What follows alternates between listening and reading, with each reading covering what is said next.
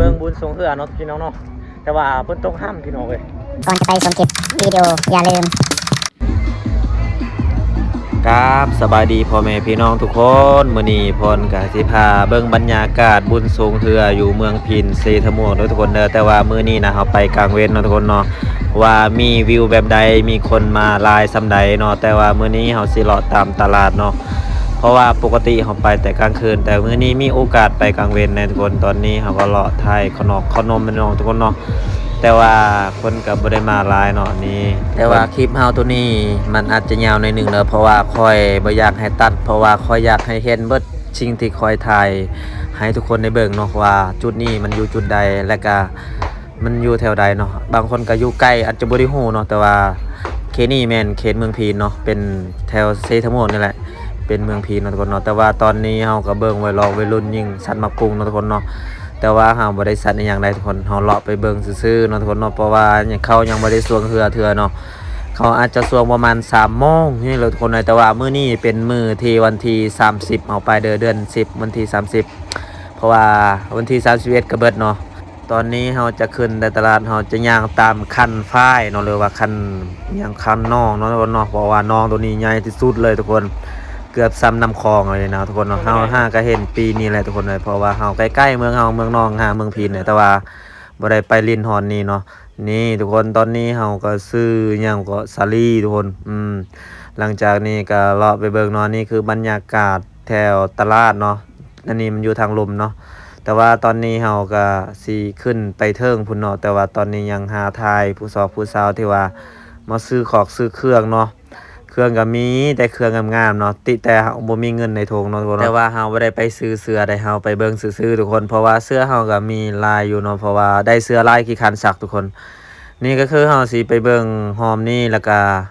มีหลายหอมเนาะแถวนี้มันจะมีหอม1หอม2แล้วก็เลี้ยวซ้ายเลี้ยวขวาเนาะนี่กระเป๋ามีแต่งามๆทุกคน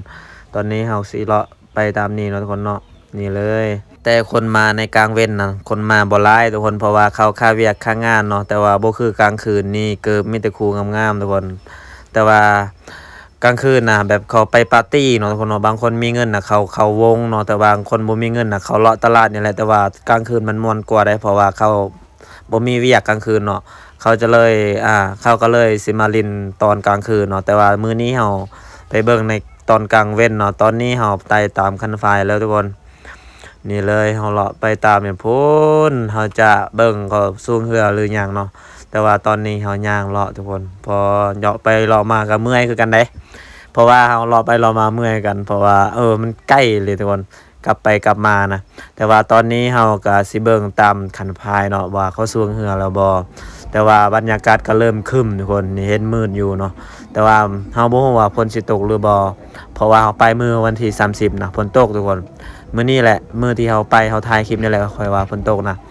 นี่ทุกคนตอนนี้เฮาก็เบิ่งคนที่ว่าท่าเบิ่งเขาสูงเหืออยู่เนาะแต่ว่าตอนนี้1 โมง 2 โมงเขาสูงเหือเนาะแต่ว่า1 โมงนี่เขายังบ่ได้เปิดเขายังบ่ได้สวงเนาะพอหลังจากนี้เฮาก็อยู่โดนๆไปเนาะทุกคนเนาะและเขากำลังกะเกียมเนาะทุกคนเนาะกำลังกะเกียมที่ว่าเขาอยากซ้อมบางคนก็ซ้อมบางคนก็เกียมแบบ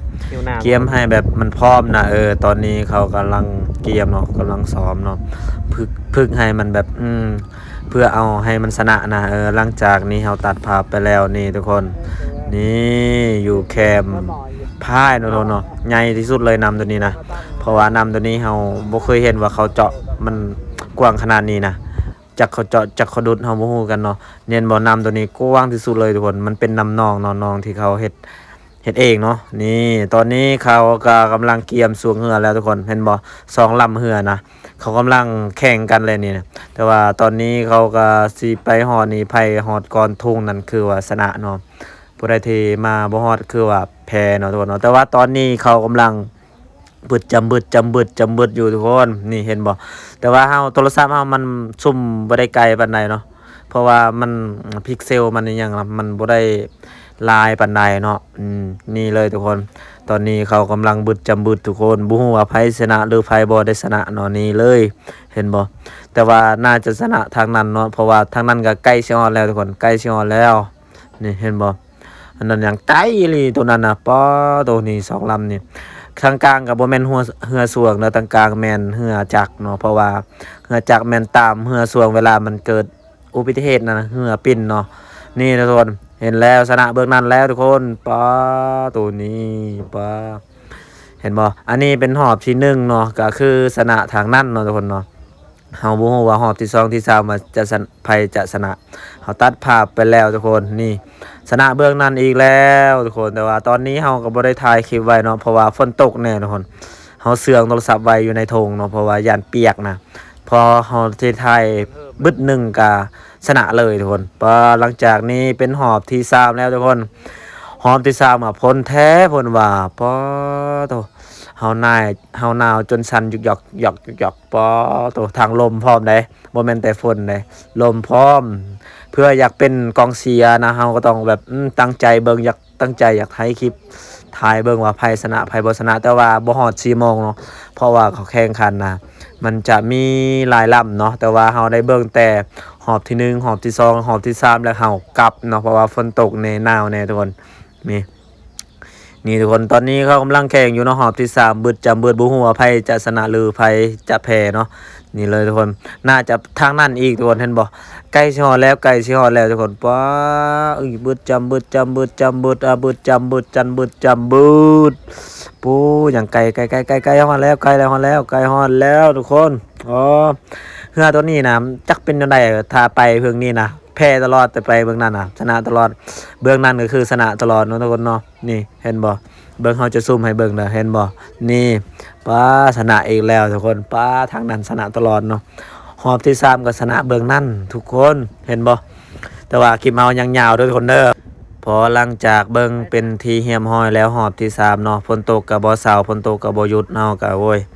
หาแนววิธีสิไปอะไรแบบนี้ตากฝนก็หนาวแล้วเฮาก็จนแบบอดบ่ได้แล้วทุกคนจังไดก็ต้องหาแนวไปแล้วทุกคนหาบอลที่ว่าบอลเฮาบังได้อยู่นะเพราะว่าบ่อยากให้เปียกแต่ว่าเรื่องเปียกนี่ก็เปียกบ่อยู่แล้วเนาะทุกคนเนาะแต่ว่าตอนนี้เฮาไปแล้วทุกคนแต่เรือโจนี้เขาก็สิฝากคือกันเนาะเพราะว่าฝนตกเขายันเรือจมนะทุกคนเพราะว่ามันโอ้ทุกคน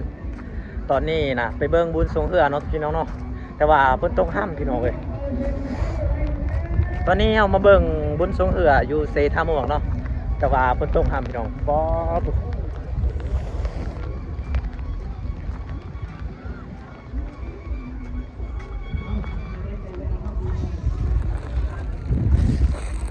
นี่เนาะทุกคนเนาะก็เป็นบุญที่ว่าแบบ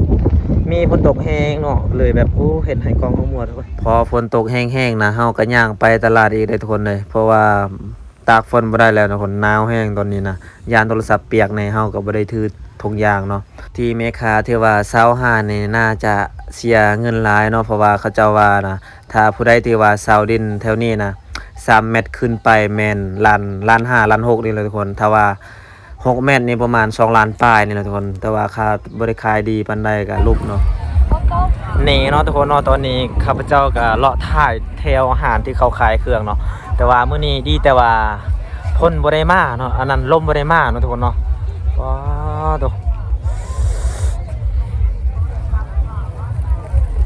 ตอนนี้พอดีมันเฮ็ดให้เฮาทรงเสื้อเปียกว่าทุกคน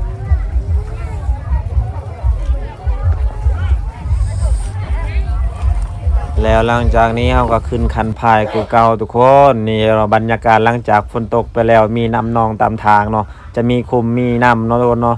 ป่าเส้นทางถ้าว่าบ่มีเป็นทางที่ว่าบ่มียางนะบ่มีเส้นทางปูยางเป็นเส้นทาง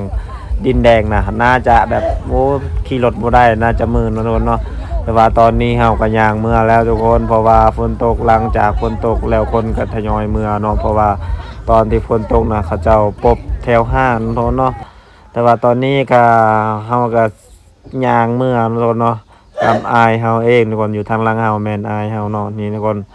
เฮาใส่เสื้อแดงๆแบบนี้เลยเฮาใส่เสื้อทีมงานพี่พรเนาะทุกคนเด้อถ้าผู้ใดจะอยากได้เสื้อก็ถ้าเมาได้เนาะทุกคนเนาะเฮามีขายมีส่งอยู่ตอนนี้เนาะแล้วหลังจากนี้เฮาก็บ่ได้ถ่ายคลิปหลายเนาะเฮาก็ย่างไปให้มันฮอดบนเฮาจอรถเฮาก็สิเมื่อคือกันทุกคนเพราะว่าตอนนี้นะ3 โมงแล้วทุกคน3 โมงแล้วแต่เขายังบ่ได้สวงเนาะเพราะว่าเขาย่านฝนเขาเบิ่งฝนก่อนเนาะมันเซาหรือบ่เนาะ นี่เห็นบ่คนยังบ่เห็นจักคนเลยคนที่ว่ามาแข่งเรือนะแต่ว่าตอนนี้เฮากำลังย่างทุกคนพอได้ย่างไปย่างมาก็เมื่อยเศร้าเจ็บแขวอันเจ็บขาเจ็บตีนนี่ยังว่าบ่ฮู้จักมันสารพัดแฮงคือตอนนี้ค่อยฝากเสียงค่อยกะเมื่อยคือกันเป็นคนเลยเพราะว่าเมื่อยอยากนอนเนี่ยทุกคนแต่ว่าตอนนี้ก็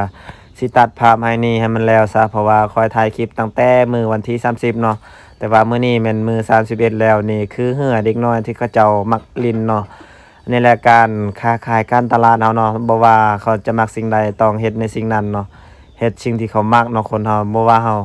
เขาสิมักหรือบ่มักเฮาต้องได้ลองเฮ็ดหลายอย่างเนาะโทเนาะการพัฒนาของคนแต่ละคนมันบ่ได้คือกันเนาะทุกคนเนาะ